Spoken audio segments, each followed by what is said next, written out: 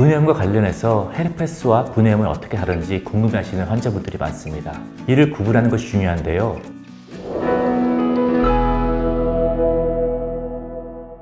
안녕하세요. 세균으로 세상을 설명하는 조응인연구소 김석진 소장입니다. 피곤하면 입안에 노랗고 동그란 구내염이 생기시나요? 예고도 없이 어느 날 자고 일어났는데 입안이 아파서 거울을 보면 동그랗게 생겨있는 구내염. 이것이 왜 생기는지, 혹시 다른 사람에게 전염되지 않는지 궁금해하시는 분들을 위해 이번 동영상을 준비했습니다. 아프타성 구내염이라고 불리는 이 문제는 구강 점막에 생기는 가장 흔한 문제 중에 하나입니다. 전 세계적으로 약 20%의 인구가 구내염을 경험해 본 적이 있고, 어떤 연구 논문에 따르면 심지어 2사람 중에 1명꼴로 흔하게 경험하는 문제라고 합니다. 주로 어린이나 청소년기에 발생하고 10대를 피크로 해서 성인이 되면 발생 빈도가 낮아지게 됩니다. 특히 가족력이 중요한데요. 구내염을 경험한 사람들의 가족 구성원 중 약 40%가 구내염을 경험한다고 합니다. 또한 개인차도 심한데요. 일반적으로 재발성 구내염이 생기는 사람은 1년에 1번에서 6번 정도 발생한다고 하는데, 어떤 사람들은 더 자주 발생하기도 합니다. 그래서 구내염은 유전적 요소가 관련이 있는 것으로 알려져 있습니다. 재발성 아프타성 궤양은 입술의 안쪽 점막이나 혀의 가장자리, 혀 밑의 점막, 구강 점막 부분에 동그란 궤양 형태로 재발되는 고통스럽고 염증을 동반하는 궤양의 일종인데요. 혀에 나타나는 경우에 흔히 혓바늘이라고 부릅니다. 구내염이 발생하면 통증이나 자결감을 동반하는데, 음식 섭취가 힘들 정도의 통증은 4일에서 한 7일 동안 지속됩니다. 일반적으로 궤양의 직경은 1cm 미만이고, 열흘 정도 지나면 특별한 치료 없이도 자연스럽게 사라지고 흉터 또한 남지 않습니다. 구내염을 일으키는 정확한 원인은 아직 밝혀지지 않았습니다. 가족력이 있기 때문에 유전적인 요소가 작용하는 것으로 알려져 있고, 구강 마이크로바이옴의 구성이나 면역 조절 기능 이상과의 연관성도 연구되고 있습니다. 철분, 엽산, 아연, 비타민 B12 등 영양소의 부족으로 발생하는 경우도 있다고 하고요. 다행스러운 것은 바이러스나 세균 감염에 의해 발생하는 것이 아니기 때문에 남에게 옮지도 그리고 옮겨지지도 않는다는 것입니다. 아프타성 구내염을 일으키는 트리거들이 있습니다. 영어로 방아쇠를 트리거라고 하죠. 트리거란 직접적인 원인이라기보다 그 문제를 시작하게 만드는 요소들을 말하는데요. 대표적인 것이 칫솔질을 하다가 실수로 입안을 때렸을 때, 혹은 실수로 혀나 구강 점막을 깨물었을 때, 이러한 물리적 자극이 구내염이 시작되게 만드는 트리거라고 알려져 있습니다.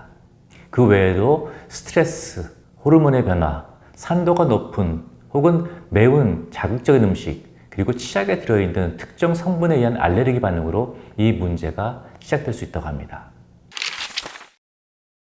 구내염의 주된 치료법은 대증요법인데요. 대증요법이란 증상에 대응하는 접근 방법을 말하는데, 헤르페스와 같은 바이러스 감염이 아니기 때문에 항바이러스제와 같은 약물 치료는 필요하지 않고, 통증을 완화시키고 염증이 잘 아물도록 도와주는 것입니다.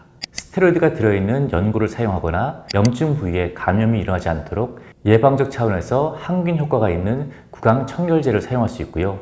시중에서 판매되는 오라메디와 같은 연고를 사용해서 보호막을 형성해서 자극을 피해줄 수 있습니다. 구내염에 통증이 심한 경우에는 국소마취 연고를 쓸 수도 있고, 진통소염제를 복용할 수도 있습니다. 다시 정리하자면, 구내염은 저절로 치유가 되는 문제이기 때문에 통증을 컨트롤하고 염증 부위를 자극으로부터 보호하는 것이 치료의 핵심입니다. 약물을 사용하지 않고 가정에서 할 수 있는 간단한 민간요법으로는 소금물 양치, 꿀 바르기, 알로에베라 젤 사용 등이 있습니다. 소금물 양치는 항균 효과가 있어서 상처 치유를 도울 수 있고요. 꿀과 알로에베라 젤은 진정작용과 항염증 효과가 있기 때문에 통증을 조금 완화시키는 데 도움을 줄 수 있습니다. 아프타성 구내염은 특별한 치료가 없이도 자연적으로 치유가 되지만, 만약에 그 사이즈가 평소보다 크다, 혹은 통증이 심한 경우, 그리고 궤양이 만약에 3주 이상 지속된다면 그건 다른 이유로 발생한 궤양일 수 있습니다. 그리고 고열이 동반하거나 음식을 삼키는 게 힘든 경우라면 병원에 가는 것이 필요합니다.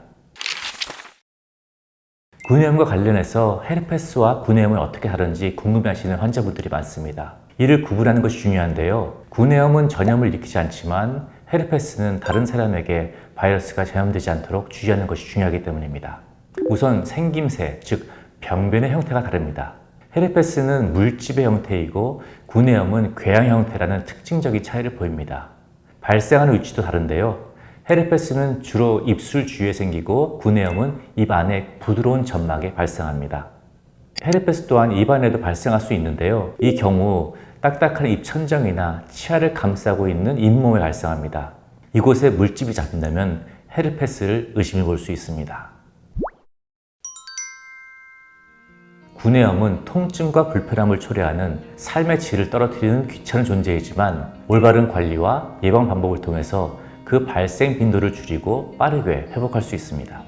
구강 위생을 잘 관리하고 스트레스나 자극적인 음식 등 구내염을 일으키는 트리거를 피하는 것이 중요합니다. 또한 비타민과 무기질 같은 부족한 영양소를 채우는 것도 중요합니다.